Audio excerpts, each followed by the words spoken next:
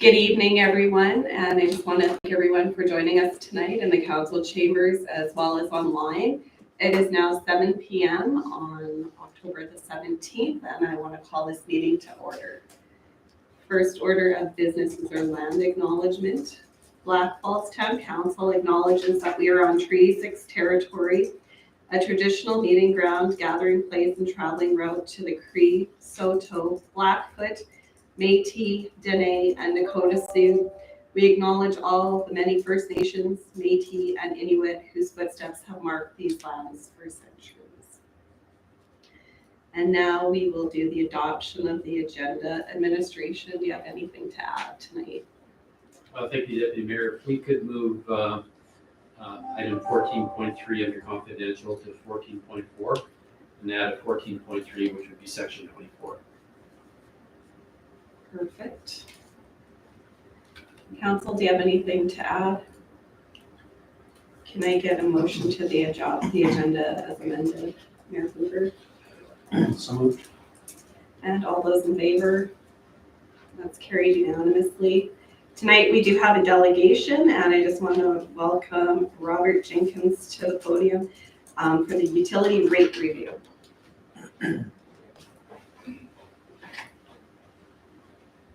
So on behalf of the Infrastructure and Property Services Department, I'll welcome Robert to come and present the standing committee the review of the water and wastewater rates for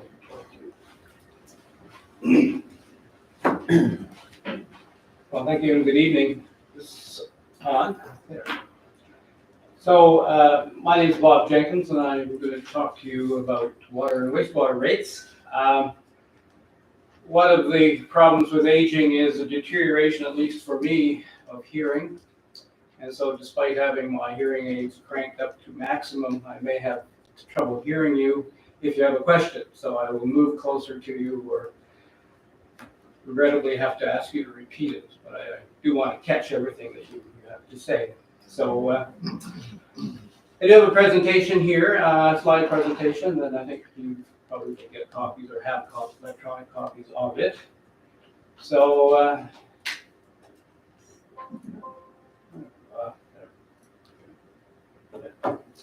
all right, so I've been engaged to prepare a financial rate model for water and wastewater utilities, looking at the years 2023 through 2027, so it's a 5-year period.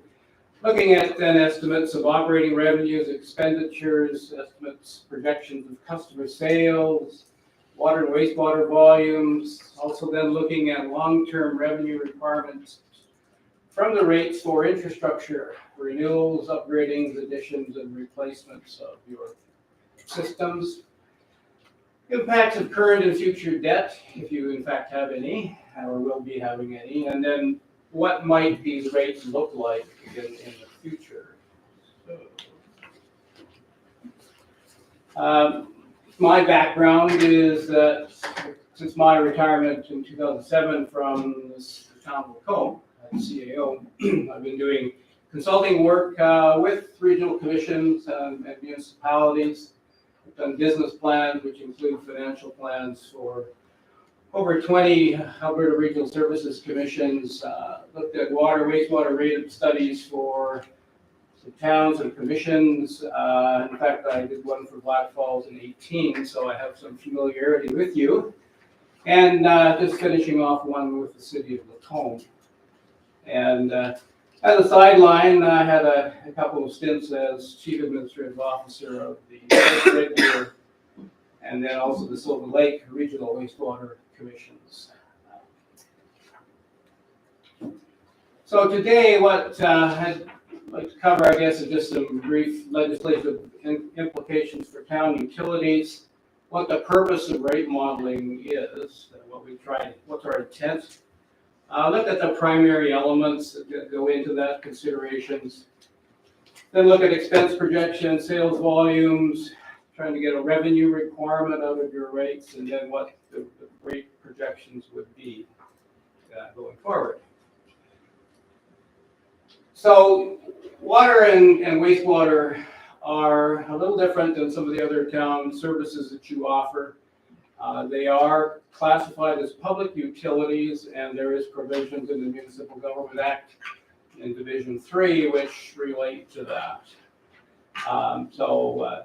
One of them is you do have a duty to supply utility services to an owner of parcel adjacent to public utilities if you're able, subject to terms charges established by council. It makes sense that you would hook up somebody in your line, because then you get sales. Where this becomes more of an issue is in development. And you may want to, of course, supply a development with water, wastewater services, and then you set the charges and rates that it will take to connect them. Another section here, section 43. A customer has the right of appeal of utility charges to the Alberta Utilities Commission. Just like you have the right to appeal your utility charges for electrical power or natural gas, your customers have this right. However, the one provision here is that they cannot challenge the rate structure itself. So they may be happy with the height of the amount of the rate or how it's structured, but they don't have a right of appeal against that. I guess the argument is that they have the right of appeal every 4 years come election time, and if people aren't happy with your utility charges, I guess they can vote accordingly. Where they do have some ability to go to the Utilities Commission is if you are charging rates that are discriminatory, do not conform to your rate structure, or improperly imposed. The discriminatory one, there is a remote possibility perhaps that one gets raised as part of development again. So the developer wants to come in and do something, you propose to charge them these rates, and they don't like it. And so they have the right of appeal. If they can prove that it's discriminatory. But say they do have the action to go to the Utilities Commission. Section 44 is the next part of the appeal part, where utilities supplied outside municipal boundaries are in another municipality, and where there is a dispute with that municipality, then the dispute can be submitted to the Alberta Utilities Commission. And this includes the rates themselves. You do have that situation where, in fact, you are supplying customers in the Asplund Industrial Park under the Joint Economic Area Agreement with Lacombe County. Then I guess if you got into a dispute on rates there and charges, that could be submitted to the Alberta Utilities Commission. Then the Alberta Utilities Commission may make such an order as it considers proper. So if they think you're charging too much, they can lower it. Or if they think it's fine, then they can leave it alone. Your chances of ever going in front of them, of course, are remote. Big cities go there all the time because there's always challenges to their rates. But in Blackfalds station, not likely to end up there. There's one provision in the Act which requires that if you make an agreement to supply services outside of your boundary, or should not agree to supply services for a term greater than 5 years, that has to be approved by the Alberta Utilities Commission. And in fact, Lacombe County's agreement with the town was put through the Alberta Utilities Commission and approved, so that was taken care of. So just a few legislative things to be aware of. But by and large, then you are free to structure your utility charges as you want, charge, I guess, what you want within some reason. So the point of this exercise, I guess, is to get a sense of, what does it look like in terms of going forward for the rates, and what are some structural changes you might make. So what I've done is prepared an Excel spreadsheet. And this is town's to keep. It's not proprietary in any sense. You can use it in the future. It's multi-year. It's easy to amend. And it's seen as a tool. So what I show you in terms of information is not what's proposed. It is simply what the rate looks like right now based on this set of assumptions. And so as you go through the process of your budgeting and further work with the investigation with the administration, some of these assumptions and amounts will change. And so, your rates may make some small changes. I'm modeling the current rate structures and operating approach for 5 years, 2023 through 2027. I did include the capital portion of this for a 10-year period up to 2032. Typically, that's what capital is done on 10 years of the windows. Based on the information provided by the town and discussions with the administration, and it is very much an initial look, and it's your part now going forward with the administration to work with the model as part of your budget preparation and deliberation. So there's all sorts of inputs and variables in this model that you can change things, and we can look at a few of those in a moment. I mean, the big ones here are, how much is the town going to grow? What's your growth rates? How much are these people going to use in an average year? How many customers are you going to have going forward? What's the regional water and wastewater commissions going to do in terms of rates for you? What are the volumes? How much services do you have to buy from them? Looking at operating expenses, inflation factors. Well, up until a couple of years ago, inflation really wasn't much of a factor to look at in terms of these modeling, but things have changed. And so the question becomes, what do you think inflation is going to do in the next 5 years? And who knows? It's all over the place in terms of estimations and forecasts. So in any event, you can change those as you go along. Cost of debt, if any, and in fact, this model right now doesn't have any debt in it. And finally, amortization of tangible capital assets and no-cost capital. No-cost capital is an idea we will come to a little later. But looking at your assets, of course, they are declining each year in age, in life, and so what does that equate to in an accounting sense? And then, of course, it goes to the question of how much you should put away for keeping your infrastructure up. And what comes out of this, we have estimations of operating expense, estimations of infrastructure expense, and the amount of money, or where the funding is going to come from for those costs, and specifically how much money is needed out of your rates each year. Internal expense recoveries, so really, it is water and wastewater utilities are part of the town's operation, and so there are costs that are chargeable to those utilities for services and support provided elsewhere in your operation. Rights of way and alignments expense, if charged, that's an option for you to look at.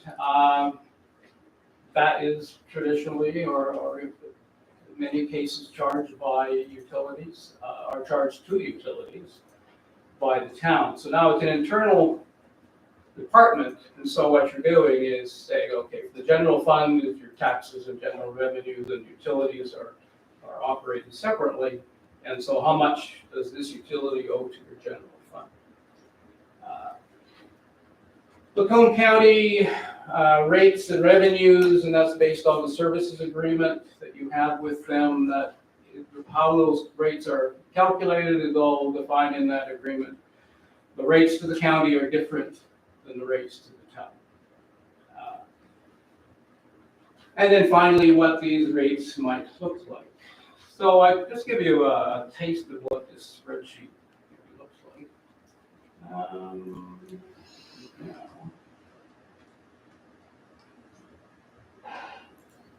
Oh, there we go.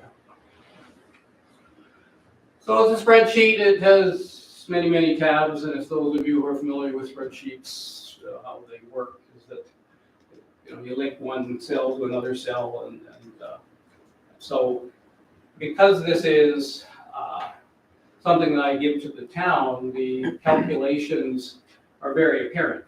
They're all transparent, and so you work through.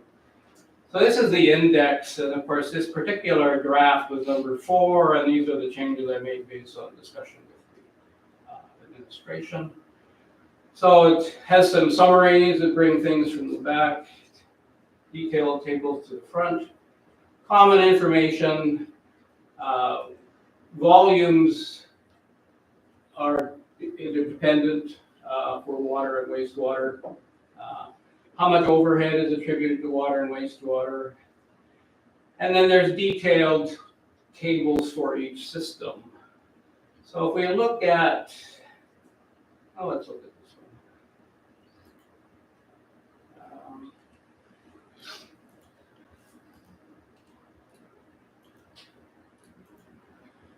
So this is a summary of water expense, personnel, services, goods and supplies, internal recoveries, right-of-way alignments charge, capital purposes, and direct cash expense.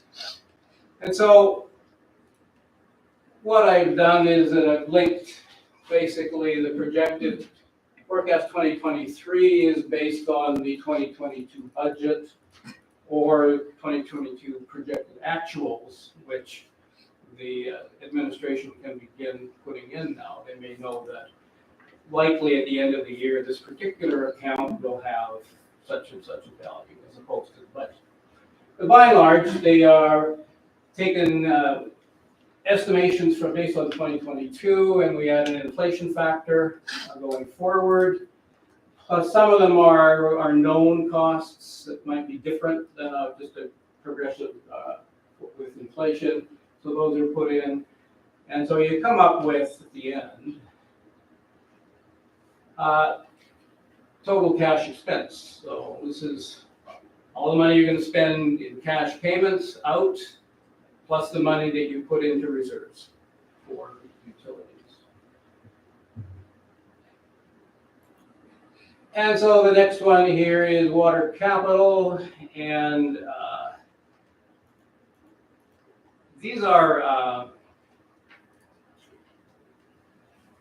possible projects, and they haven't finalized it yet, and they will put those into the drafts as they begin to finalize things. So some of these may be, the timings may change, projects may come up. But the intent here is to get a sense of how much over the next 10 years are you going to need to spend on your infrastructure, to upgrade it, to replace it, to rehabilitate it, and for new stuff. And so that's what is done in this particular one. The intent here is to show that the present day cost is estimated at this, but inflation changes that cost depending on what year you're going to build it. And so the inflation is built into these costs. And of course, having been in this business, you have these circumstances where a project is proposed and there is a budget, estimated cost proposed. And time passes and deliberations and design and fundraising, and 5 years later, you come get the final engineer's estimate, and it's 30% higher than the original estimate. So now you've got scramble. First year grant is probably fixed to the original one and not the new one. So the intent here is to make sure that inflation, especially now because of high inflation, that the actual cost doesn't get lost going forward. And then down below, what is the source of these capital funds? Then you have a reserve, you have offsite levies, you have grants, venture borrowing, and developer contributions. And so let's go back to, I'll show you one more slide here, and then we get back to the presentation. So this is the input variables. And all of the numbers in yellow and all the numbers in a light colored blue or green can be changed. And so if you eventually your growth rates were at the 5% level based on cautionary comments from the administration, the suggestion is that we choke that back to 3%, 3%, and it creeps up again to 4%. Predicting growth in Blackfalds, of course, has always been perhaps difficult because it grows very quickly, and then things change. Municipal census, so this is the model, projected model we're going to use for census, number of dwelling units based on municipal census. Capital grant programs, if you were to use them, and this one is showing how much grant comes out of this program. This program grant percentage decreases if your population goes up. So that's what. These are operating cost escalators. This one's built into the model at this point. These are all changeable. And the 2023, right now, I have put in 6%, which may be excessive. Hopefully it's not too low. But there's 6% built into these costs. So if you find during your budget deliberations that these costs may not be going up as much, then you can begin to change these escalators. And I have broken it out for the different types. I'm showing utilities maintaining a little higher percentage increase. And this is primarily electricity. And what's going to hit electrical costs likely over the next decade is the cost of strengthening the transmission and distribution system to handle the shift to electricity uses for heat, for transportation. The costs of that are enormous. You get 5 electric cars on a block, and the transmission system can't handle it. So things are going to have to, and so those costs are going to come back to the users. Other things here is capital cost escalator. Again, it tracks inflation, but does add a bit more than that because traditionally infrastructure costs seem to go up more than inflation. So allocation of overhead expense. There's a way you could do overhead expense allocation that's not used in this model. You can activate it, but it's not used. But the idea here is that you've got 2 types of overhead. Organizational overhead is administration, council, engineering, technical services. And then you have the operational side, which is public works, common services, shops, equipment, and that sort of thing. The allocations here are 8% of organizational to utilities, 25% of operational. Administration will go through that and decide whether that's utilized or not. Venture debt is, these are the rates if the venture debt were to be included, but in fact right now there's no proposal to use that. So this is, in terms of projecting water volumes, you will look at what the population is and how much liters per person per day they use. And that's what the history to give you a sense of going forward. In fact, here what is being used is 165 liters per person per day for the town of Blackfalds, only excluding the county. And the assumption here is that we've probably reached the bottom of savings that people are willing to make in terms of water usage.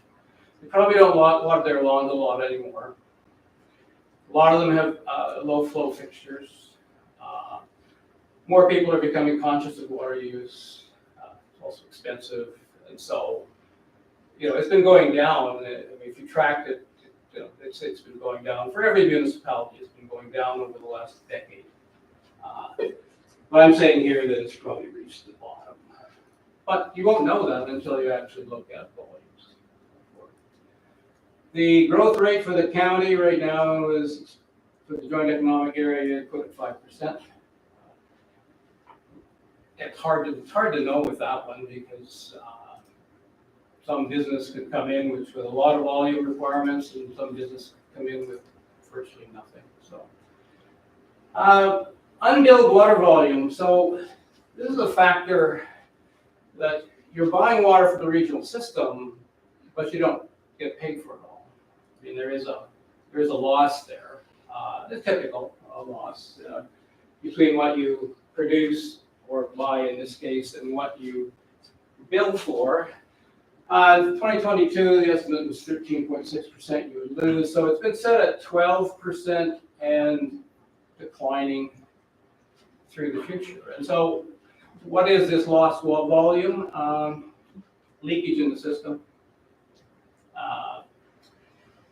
fire activities through the hydrants, flushing, that sort of thing. So those aren't metered. So every municipality will lose. Yours at 12% is not bad. Probably lower than some of your other municipalities around here. One of your advantages is a lot of your water systems is new, quite relatively new with plastic piping, and so there's not a lot of loss. Some smaller municipalities have water systems that are like a sieve, and they lose piles of water through it, but not a big amount. The typical residence volume here for sort of comparative impact analysis is set at 18. The assumption for the North Red Deer River Water Commission is that the rate is the same over time. And having done the financial plan for the regional commissions, what we looked at was in fact that they can hold that rate. However, if they decide they can't, then a change in rate here is actually has a big effect on you. So let's change in 2024. Let's make this $22.25. For whatever reason, they have to do massive amounts of investment or something. $2.25. So all of a sudden, this would have been zero. But now it's almost $100,000 more cost. And so now you have choices to make. To raise the rates, which in this case is about 3%. 1% in your water rates yields about $30,000. So you got to raise your rates 3% to cover that, or you reduce costs in some other area. And one of the areas that you reduce cost in is the amount transferred to capital reserves. And so to balance your budget without affecting your rate, you would reduce that $673,000 down by almost $100,000. Then you would bring it back balanced again. Or you can do some combination. So the point of this, I guess, is that you can begin to change some of these values, and then you can see what their impact is. So let's go back to, and the water, there's a whole bunch of tables for water rates, comes through, all the way through the costs and the analysis, number of meters, number of customers, volume, and come up with the rate. Same thing for sewer. And so, let's go back to.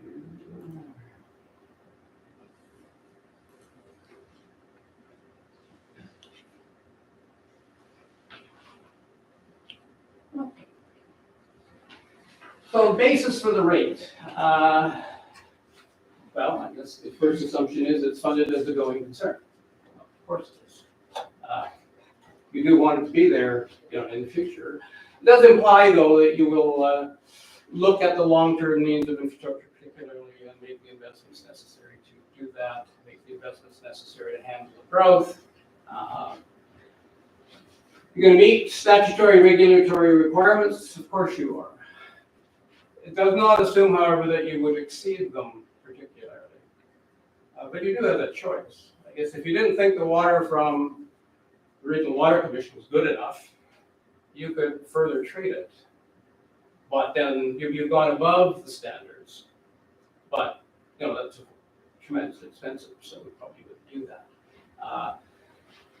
So you're accepting, the current sort of status quo in terms of quality of water that you get and the quality of the wastewater that you send. Because you can supplementary treat your wastewater too to make it better. Why it's sort of lost because it goes into a pool system for disposal. Anyway, the idea is that you're accepting and not exceeding the regulatory requirements, except reasonable risks. Well, the reasonable risks, I guess, are what you have now. If you wanted to decrease your risk, then you are looking at redundancy of lines, of tap points to the regional transmission, to increasing the amount of storage that you have so that you can go through an interruption with the regional system. Redundancies you're connecting looping water line systems that aren't presently interconnected. You spend a lot of money doing that, but it decreases the risk of outage. That's for your engineers and your administration to grapple with. So then cash rates and we're doing cash rates, so that's the amount of money you need to pay your cash requirements. Recovery on individual utility basis, so I'm looking, this model looks at water and wastewater as separate cost centers. They're not combined, they're separate. You can treat them to be combined if you like, but right now they're shown separately. And so the water rates recover enough revenues to pay for water costs and so on for wastewater. Full direct operating expense, immediate indirect overhead expense. The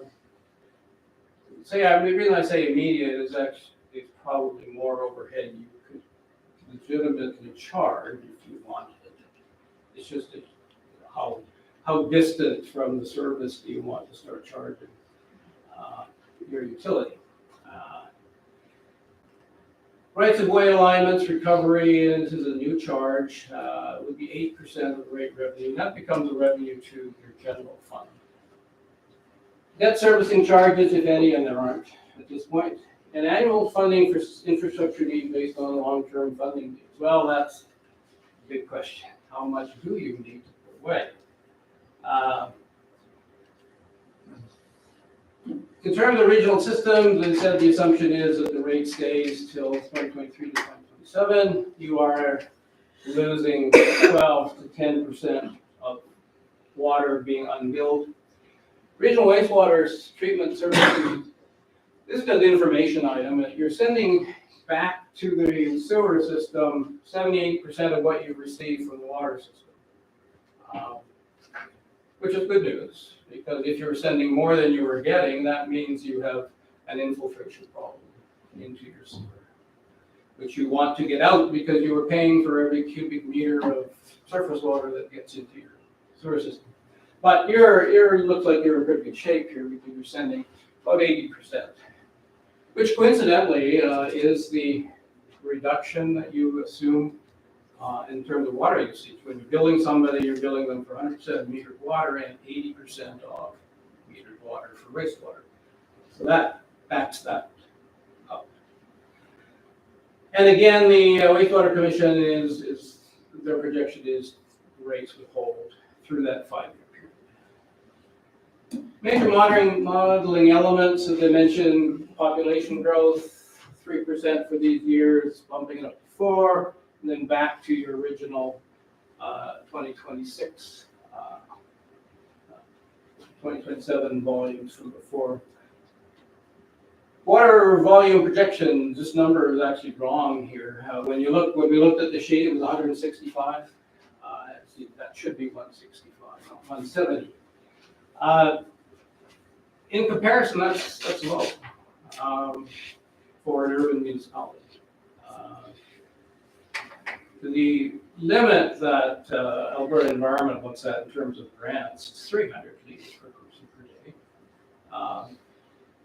Yours is 170. Most municipalities are in the high 200s, probably over 300. It has to do with, it's a composite rate, and so it's total volume divided by population.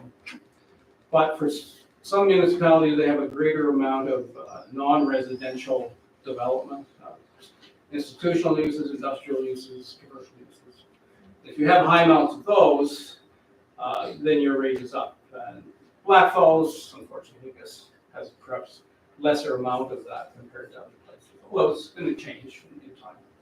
But at 170 or 165 rather is the quality projection. And inflation, as I mentioned, 6%, 2023, 4%, 3.4%. I'm not as optimistic as the Bank of Canada governor. I don't think they're going to get back to 2% for a while. Major modeling elements, town customer rate structure. Right now you use a step rate structure reflecting service capacity for water. And it's based on meter size. And I have a revision that I would review with you that you could possibly consider. For wastewater, you don't. You have to charge every wastewater service the same flat rate. But again, not all services are equal. And so again, looking at capacity, what you could charge is a stepped rate based on line size.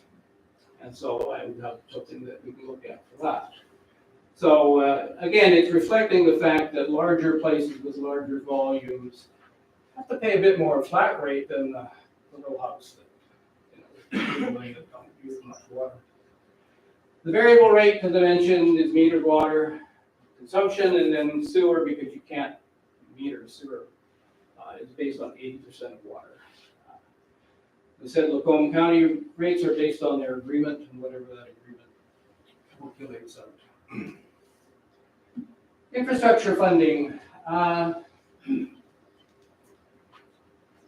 Well, I guess that you've got these infrastructure costs, and some of them are big because you're adding new facilities, multi-million-dollar facilities.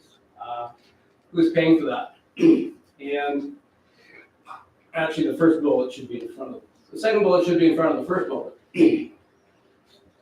So, of course, if this is development driven, you're adding a new subdivision area, they're going to require so much infrastructure, including a new lift station or a new pump station, or part of one.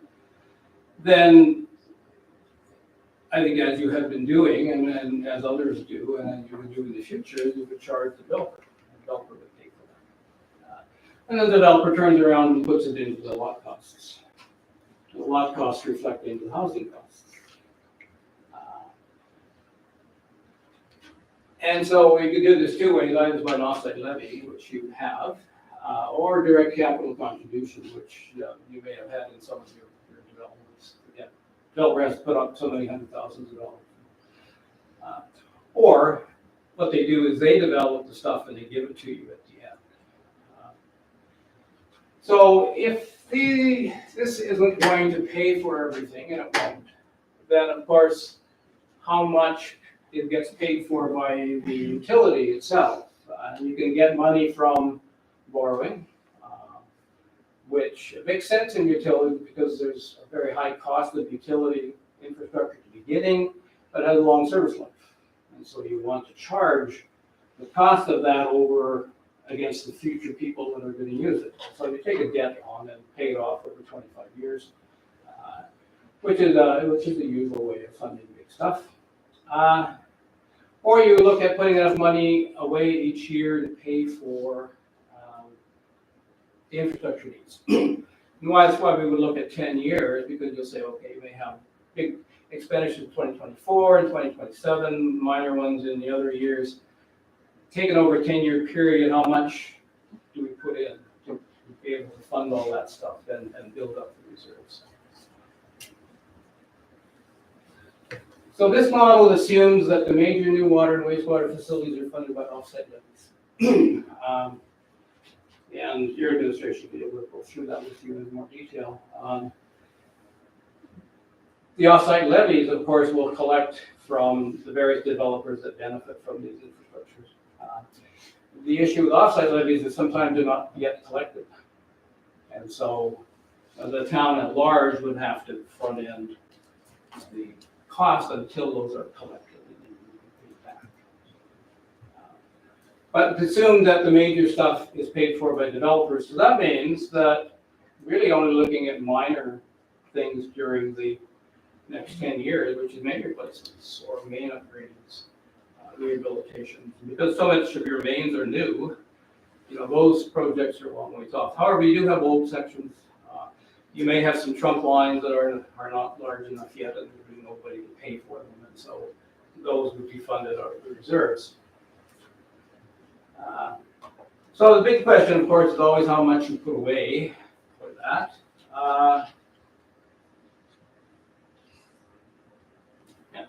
Okay. Not to bore you with numbers or anything, but this is what a typical revenue requirement is for your water system. Take 2023, $1.8 million purchase water for the regional system, a little under $600,000 to run the distribution system. That's the staff and the administration and equipment and so on. Internal recovery, so you get back from the other. General funding gets back from this utility $192,000 for services provided. Right-of-way alignments, new charge $235, and infrastructure this year it'd be $606, and by the time you get to 2027, it's possibly up to $1 million if you need that much. But you're going to begin to look at that and say, well, do we really need to put that much away? And if not, then we won't. From this total expense, then you get non-rate revenues, 137 from the county for the joint economic area, and then $100,000 from other non-rate revenues, fees, late charges, things like that. Revenue from the wastewater system, quite similar. Again, so you come down from needing $2.8 million from your rates. In terms of infrastructure, so again, the big question is how much you put away. The best way to know how much you put away is to have a asset management plan or a detailed 10-year capital plan put together, which analyzes life cycle and lengths of remaining over all the segments of your system to get a sense of what it's going to cost. What other benchmarks do we have? One that's really not very terribly useful is amortization of tangible capital assets. That's an accounting thing, but it is simply writing off the existing cost, original cost of the asset. Does not relate at all to what it would take to replace it or rehabilitate it or renew it. But it's something. So in terms of how much you're putting away, we're putting 154%. We dropped down to 96, 107, 110, 116% of amortization. A lot of municipalities don't make that, aren't putting that much away. So you're really good shape that way. But then because your water is provided, you don't have a water supply system to worry about. You don't have a sewage disposal system to worry about. And so your capital costs are raised. Looking at wastewater, the same thing here. Oh, I forgot to mention. So this top part is the capital reserve. So starting at the beginning of 2022, $5.1 million in your reserve. Over the 10 years, the model puts away $4.3 million in the infrastructure rate that's charged, and another $5.6 billion from your general rates, and only withdraws $2 million for expenses. So you've got a, right now, projected closing balance of $13 million.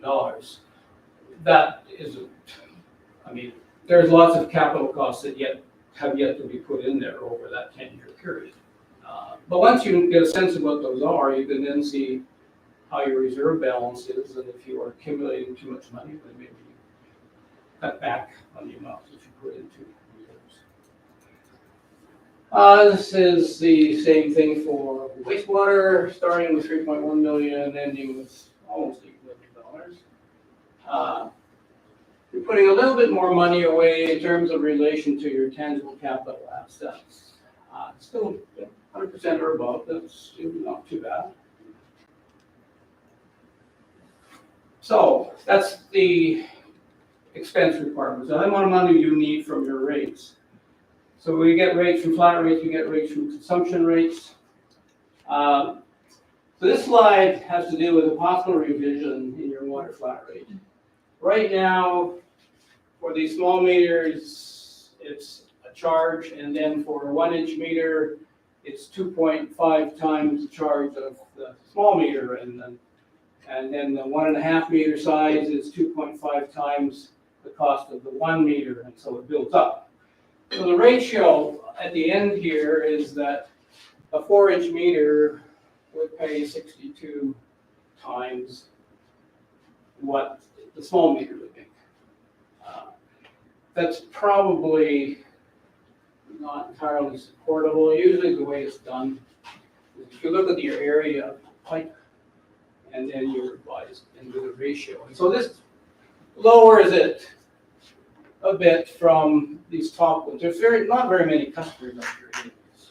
They're not affecting very much in terms of money. It's a more defendable rate than what we've got possible. So I meant right now, in your wastewater, you don't do that at all. And so if we applied the same approach, but not using meter size now, but using the size of the service line, you would get that the guy with a 12 inch service would pay 9 times what the small house would pay. And that's fair enough. And so what does it do? You will see here in the big ones, it drops from $550 a month to $400 a month. What savings? From 1,000 and some to 712. If we made that change in 2023. If we looked,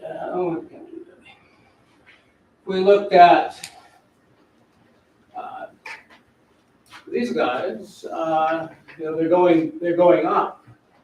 While they're going down in water, they're going up in wastewater. It doesn't quite cover off the difference, but it's, say, a little more defendable. What are we doing for rates?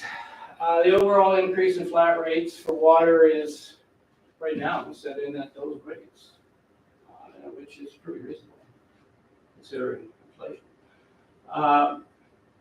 Percent of revenue, rate revenue from overall is, the target is 32% in the model, and you're close to that. What does that mean? Is that you have two ways of getting your rates. One is a flat fixed charge.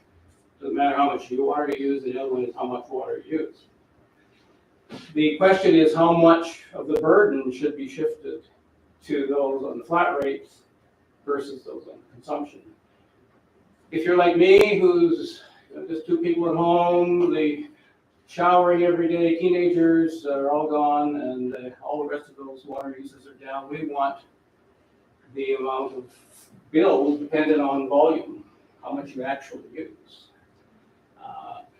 But if you're looking at businesses that use water a lot, if you did it by consumption, there maybe it gets too high. So they would rather see more of the weight on the flat rate. Right now, your rate is about 33%, so the model sort of keeps that ratio. But that's a policy decision as to whether you wish to put more on the flat rate or less on the flat rate. Typically, municipalities range in the 30 to 40%.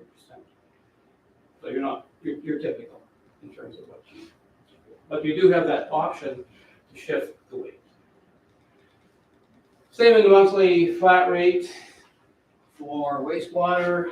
The revenue requirements in wastewater are a little higher than in water. So your rate's still higher than in terms of increase. Other rates here, this is a variable rate. So right now it's 277. The variable rate would be 1%, more or less all across. The infrastructure flat rate shows a big change here, and 1082 for water, but you didn't have one for wastewater. And because the infrastructure rate is connected to what you charge the county, you are actually missing out on the sewer side of things. And so what this does is actually move part of that infrastructure cost in that rate over to wastewater. So it reduces the $6 here, but adds on to $6 in wastewater. And so it's basically a wash. You're moving some more funds over to wastewater that have a little higher need for it. Wastewater rates are, that's what they would be. The infrastructure flat rate is connected to the capital cost escalation, but you don't have to put it that way. The argument is, I guess, if you're charging for infrastructure, it should reflect the cost. Typical water, you can see actually that there's 3 lines here. The projected is the blue. So really, your water is changing over 5 years if they hardly change at all. If you start including inflation, though, into consideration, if you took the 2022 cost and increased it by the inflation we have in the model, it actually could be $95. Or if you looked at it from the idea, which is the converse, is that future cost in 2022 dollars, so in real terms, you're charging less in 5 years than you are now. Sewer is a little different because you move the infrastructure cost over, but again, at the end of the day, the blue line is lower than the red line, and so you're charging less than inflation. Put the two together in terms of water and wastewater cost to the typical household, and you can see that it's below inflation presently. So just to focus on those 2 last slides, just to kind of wrap that up for council. So what we were proposing is based off of water rates. We were looking at reducing the flat rate per month from $10.82 to $6 for 2023, and then going with a 1.1% rate increase, which would be $2.80. We felt through administration, through discussions with Bob, that this would be definitely a balance between our cost to put money back into reserves as well as to support our future infrastructure needs. So this is kind of the main slide that we want you guys to focus on. And then further to that, for the wastewater rates, we talked about bringing the infrastructure flat rate back per month for $6.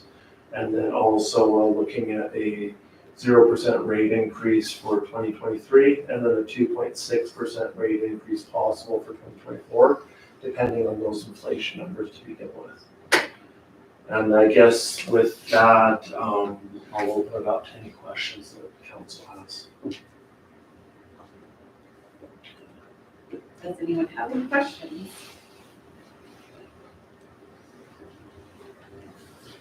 So President, we're reducing the sewer costs, but increasing the water, so it's a balance, really, what we're doing to true up. Is that?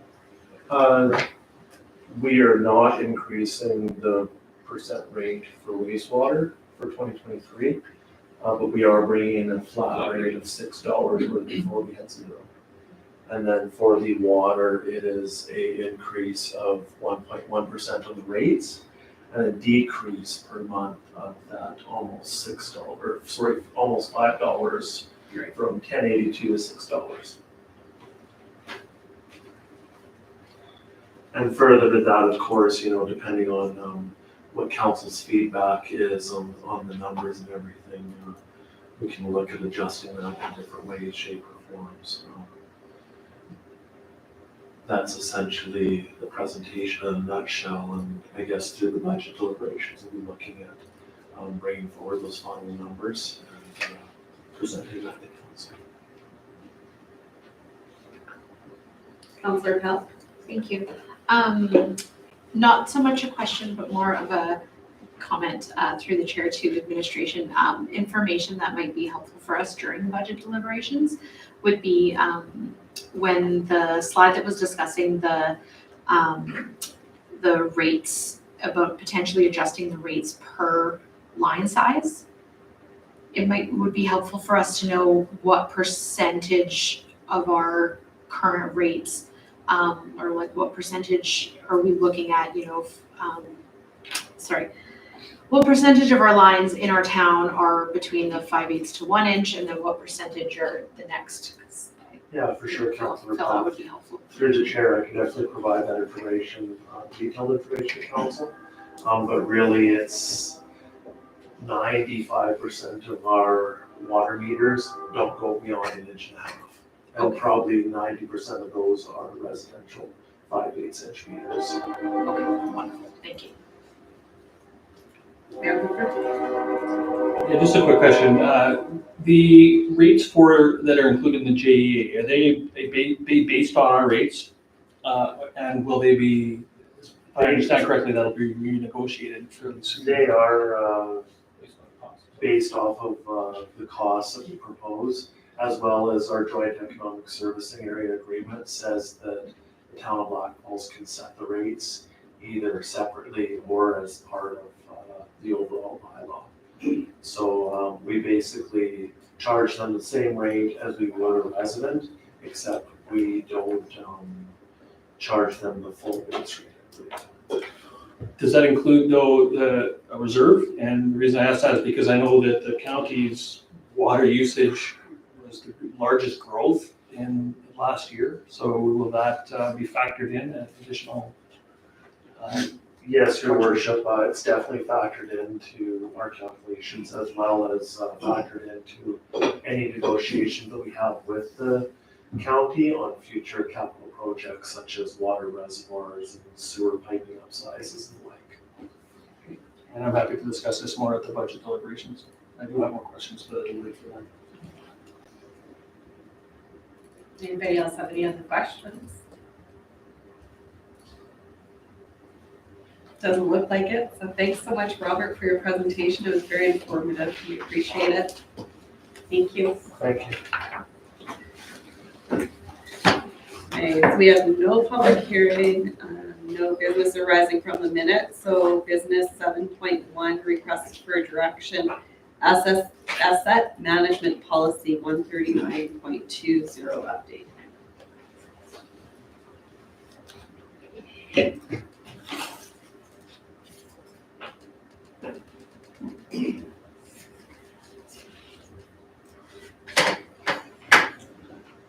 Thank you, Councillor Swan.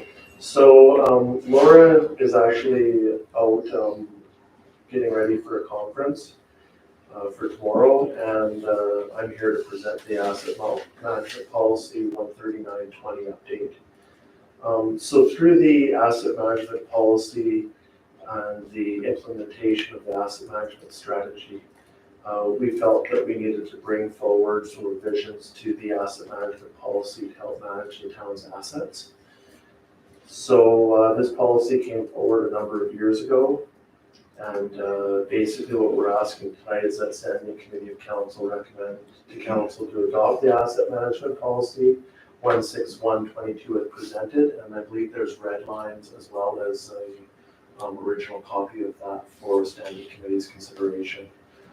Some minor changes in the policy statement, some minor changes for reason for the policy. The biggest change is the related information, which talks about ISO and the requirements under the asset management program that we're proposing.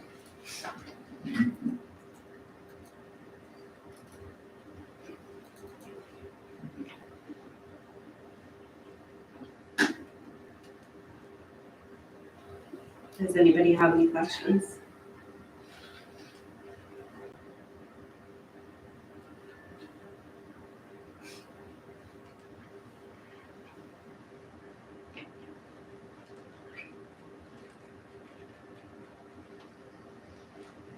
right, administrative recommendation, if nobody has any questions. Counselor Sands? I'm prepared to move that the Standing Committee of Council recommend to Council to adopt the Asset Management Policy 161-22 as presented.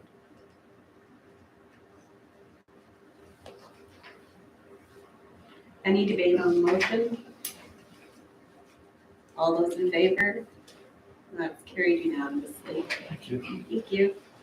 7.2, request for direction, Regional Subdivision and Development Appeal Board Bylaw number 1272.22.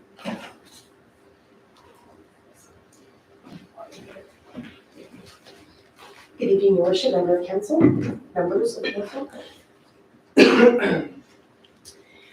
The Municipal Government Act requires every municipality to have a subdivision development appeal board. That can be done in one of two ways, either with our local complement, or we can reach out to one or more municipalities, enter into an agreement, and have an intermunicipal subdivision development appeal board. As of today, we've been doing it on our own. We have our Subdivision Development Appeal Board Bylaw 107608, and that is comprised of at least 5 citizens who are appointed at the organizational meeting of council for a term of 1 year. A recent call out for SDAB members did not result in sufficient numbers of at-large volunteers. And in previous years, it has been difficult to fulfill these rules and have enough citizens sign up for this to meet the SDAB quorum. With council's organizational meeting coming up and unsuccessful attempts at achieving sufficient number of citizen at-large applications to sit on the SDAB, administration has had discussions with Parkland Community Planning Services out of Red Deer to inquire about their regional SDAB. Currently, it's comprised of 29 board members of communities within Central Alberta. This regional SDAB operates very much like a regional assessment appeal board model. So municipalities that are part of this regional SDAB pay an annual contribution to have access a pool of board members and clerks that are trained and ready to go at any time to hear a hearing. If the committee is comfortable with moving forward with the regional SDAB, the town would need to pass the attached regional SDAB bylaw at the next council meeting, being the 25th.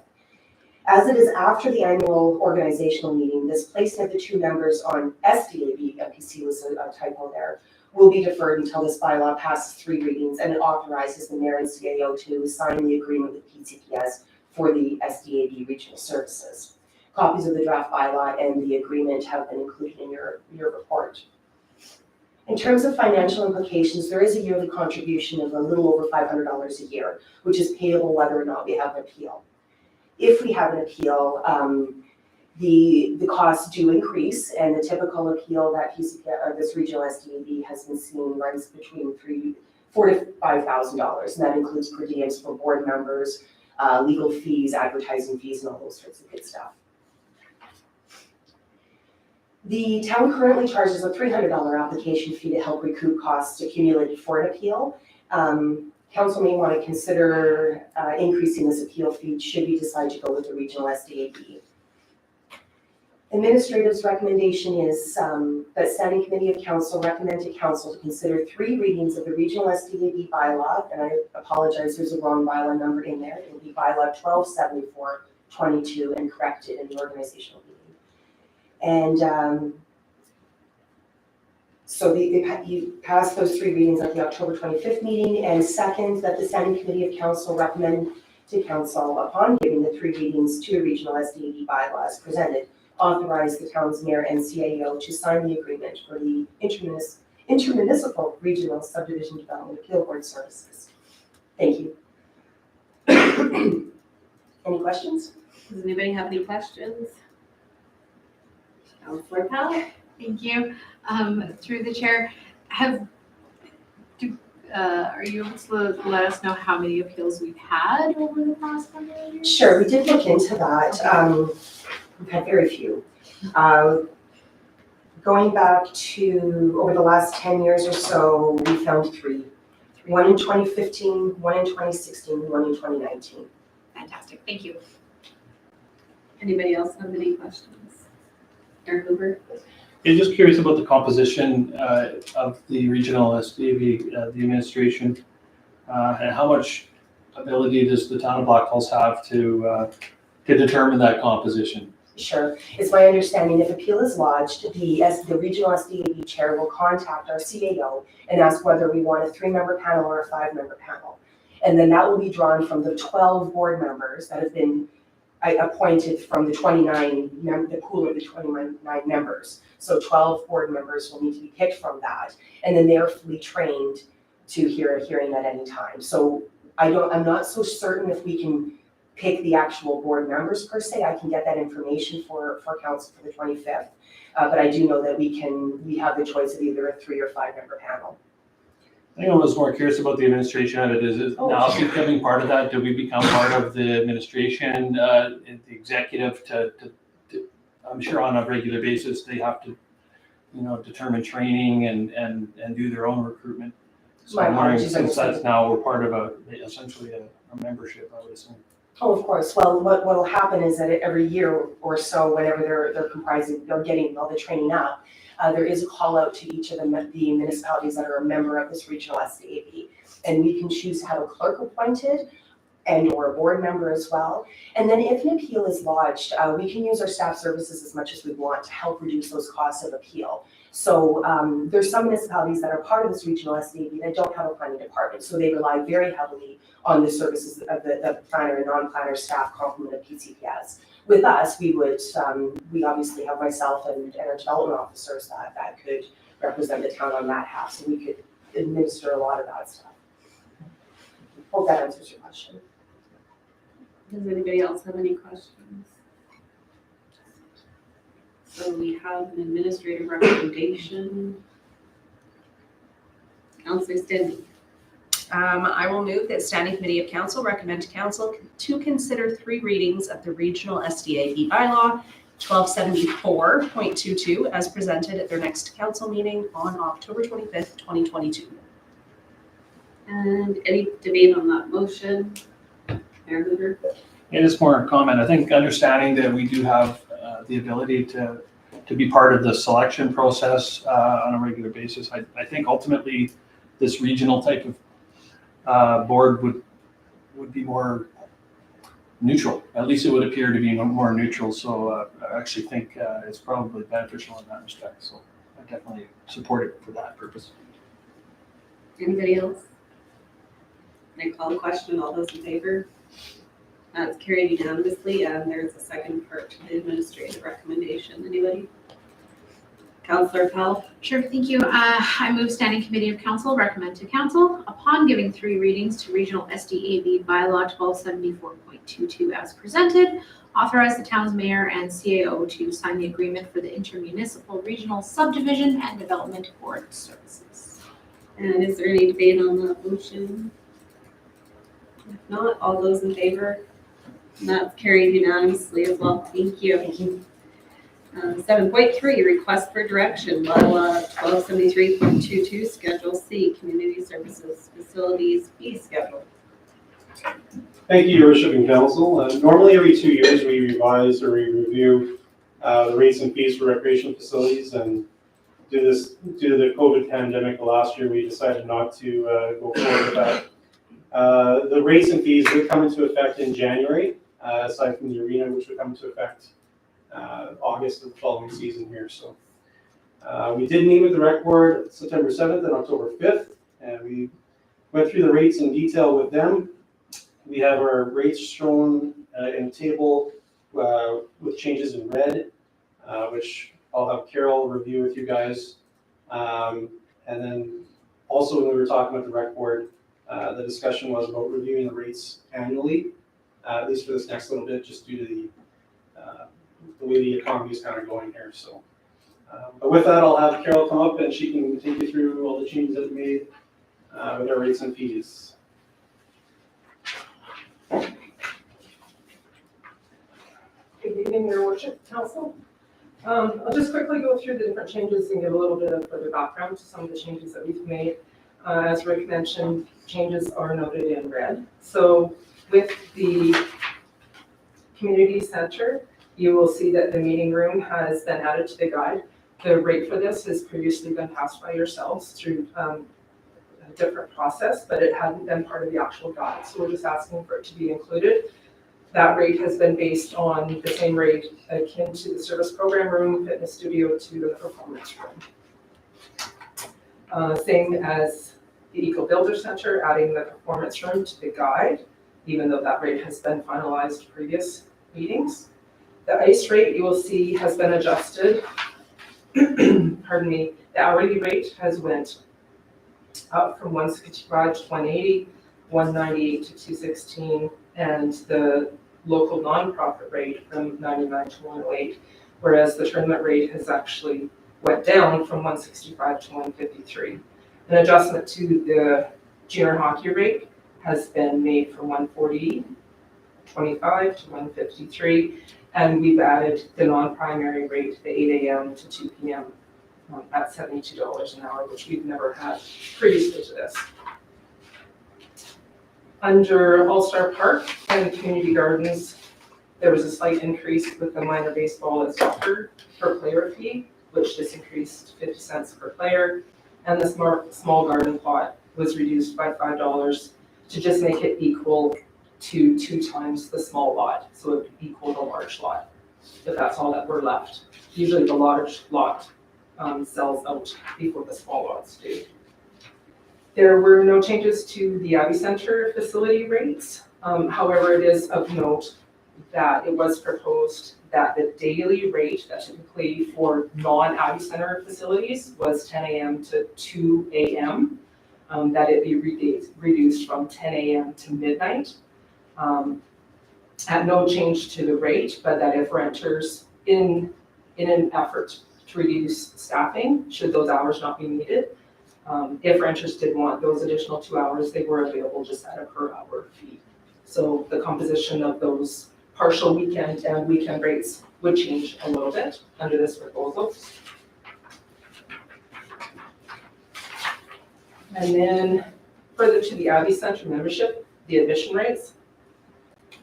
Similarly, as to a couple of the rental rooms, we have been utilizing the $2 track fee for several years now, but due to not having done this review for the last several years, it hadn't been part of our actual fee guide, so we're proposing for the $2 track to be actually added.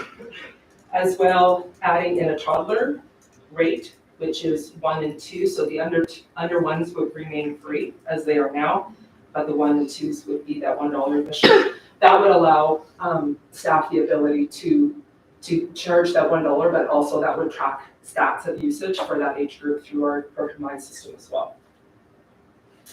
We are also proposing that a senior plus category, a 75 plus, be added, and that membership or those admissions would be free. So the under 1 would be free and the plus 75. And that's just to support our seniors in our community. We'd like to change the composition of the definition of family. Currently, it is 2 adults and as many children that live in the same household. We're proposing that it be maximum of 5 family members, 2 of those aged 18 to 74 with up to 3 under 18. Pardon me. Under the track passes, currently we do offer a $20 punch pass for the track fee. Again, we were just asking for it to be formalized and put into the fee guide. And then with the acceptance of that $1 toddler fee, we would like to have the addition of the 10 punch pass, which is at the reduced rate as the other 10 punch passes are at 10 admissions for the price of 9. You'll see that there is a slight increase for the monthly memberships. Those are the only actual membership changes in terms of monthly and annual members, and that's a slight increase. Previously, it was based on 5 visits, was the cost savings. If somebody came to the facility 5 times or more, then that monthly membership would pay for itself. Now, we'd like to base it on 5.25, which would see a slight increase from child, I'll just do child to family respectively. Currently, it's $25, $27.50, $32.50, $45 for adult, $35 for senior, and family is currently $100. So there would be just those slight increases. It should be noted also that with the change of the definition of family, we're also proposing that additional family members would be at a 50% discount for monthly and annual membership. So if you did have a family of 6, the family of 5 would be included in that membership, and then each additional either child, youth, or teen could be added for 50% off of the monthly fee. And that, I believe, is the sum of the changes that are being proposed.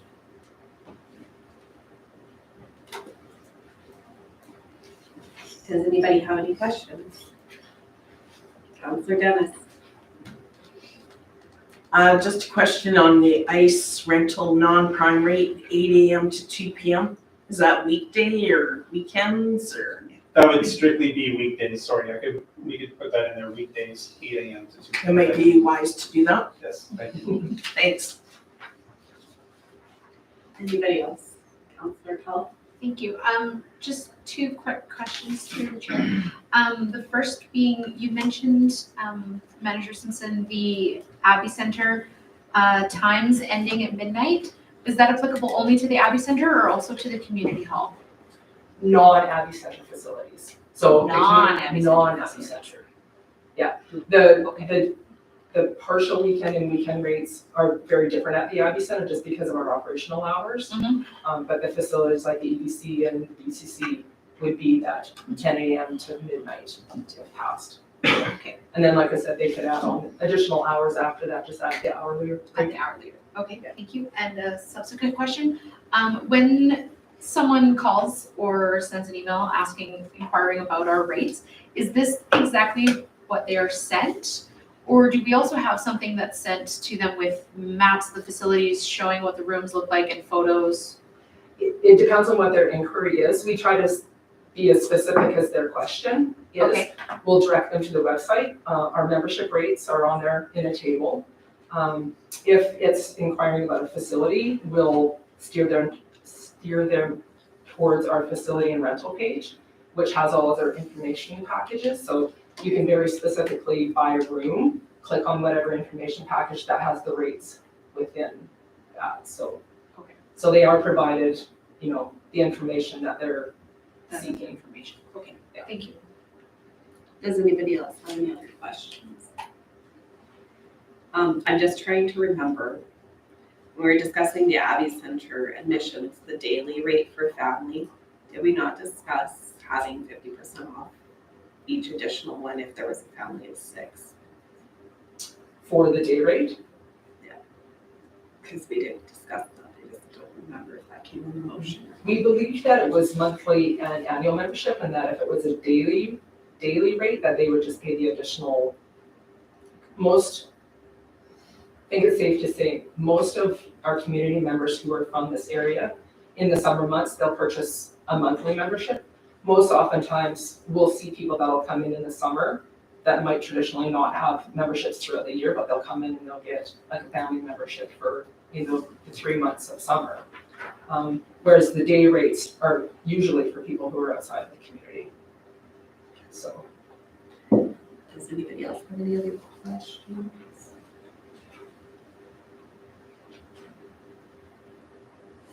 Well, we do have an administrative recommendation, if anybody wants to move it.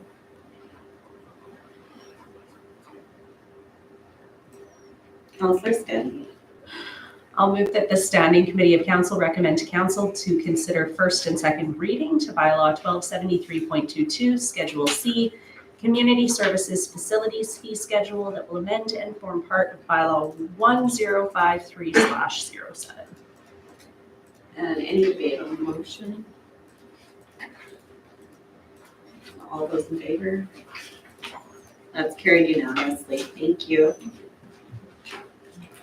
7.4, request for direction, municipal facility office space policy 163.22. Thank you. The town of Blackfalds has provided office space to external agencies, specifically in the MCSS facility located over here at 5016 Way, Acorn Street. Currently, 2 office spaces that are surplus to the needs of FCSS are provided to Kids Connection Family Day Home Program and to Alberta Health Services, their Children Mental Health Services Program. Kids Connection pays a lease of $11 per square foot per month, plus a fee of $100 monthly to cover utilities. And the HS program is provided space in kind.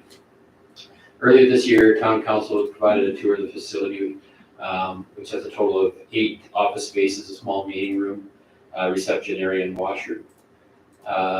We know that the building is aged. It was built in the 80s, but it's in structurally good condition, and that was based on engineering study that was done on the facility a few years back. We also know that annual operational cost for the building is approximately $12,000 per year. Council has previously made a decision to have the office spaces in the FCSS facility once FCS operations transition to the Civic Center made available to health and social service organizations to provide programming needed services for the town of Blackfalds residents that might not normally be provided. This would be accomplished through an established process, making individual office space available in the facility to these agencies. Many of these agencies may not be able to source individual office space in the private sector or are unable to financially do so. It is anticipated that grouping agencies that have similar social health service mandates and goals will provide positive outcomes for our community, which may not be made available should this initiative not take place.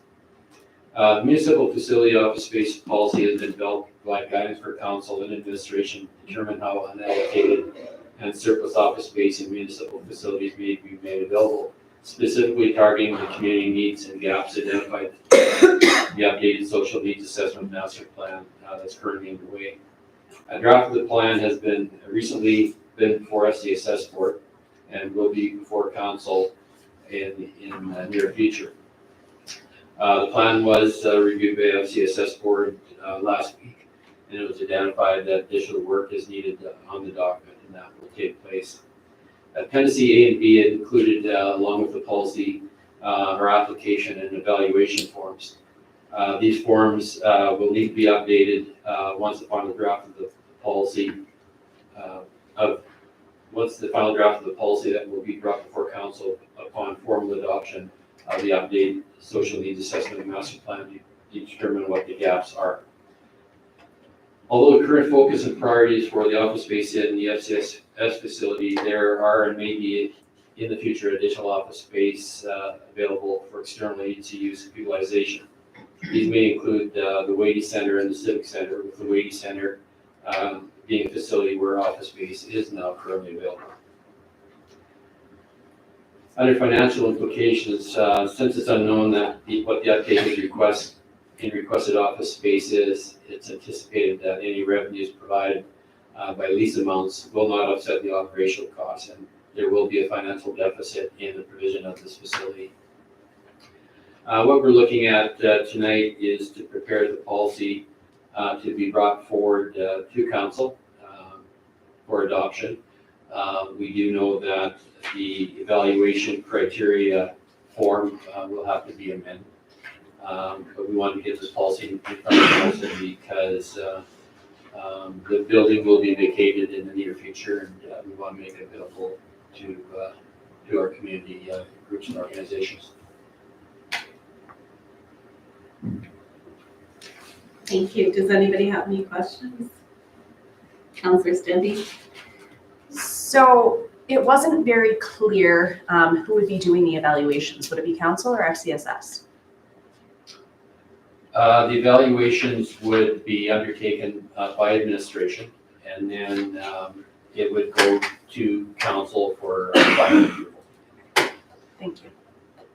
Anybody else have any questions? Councillor Hall? Thank you. I had a question about the wording of one of the items in the policy itself, in the procedure. Item eligibility criteria 2.2.2. It states the applicant must demonstrate that the donation of a space will provide a direct or indirect benefit to the town and citizens and those in the region through measurable and meaningful actions and services that are not currently offered in the town of Blackfalds. I wonder if we, instead of just specifying items that are not currently offered, but services that are otherwise limited in Blackfalds. So I know there was a discussion regarding the AHS that currently utilizes the space, and that the hours and days that they're there now is significantly reduced from what it was. So if we were to have someone else want to use space for that same sort of mental health, I don't think we need to limit it to specifically to items that aren't already offered. So we could have that are otherwise limited or not currently offered? I believe that would be a good fit, if everyone's okay with that. Anybody else have questions? Then I had a really bad. Thanks. This is super minor, but just on the appendix A, when it has our contact information, I think our contact information, our emails everywhere changed to .ca instead of .com. If nobody else has any other questions, we have an administrative recommendation from us. Counselor Stan, sorry. Stand up. Sands Committee of County. I'm prepared to move that the Standing Committee of Council recommend that the draft municipal facility office space policy 163.22 be brought before council for formal adoption. Any debate on the motion? All those in favor? That's carried unanimously. Thank you. Okay, there's no action correspondence, no information, no roundtable discussion, no adoption of the minutes. This is a motion. Any business for the good of council? If not, I am going to ask for a recess as we will be going into a closed session. So we just want to thank everyone for joining us online and in the council chambers this evening. Anybody want to call for a recess? Counselor Pell. So moved, 8:26. All those in favor? Thank you.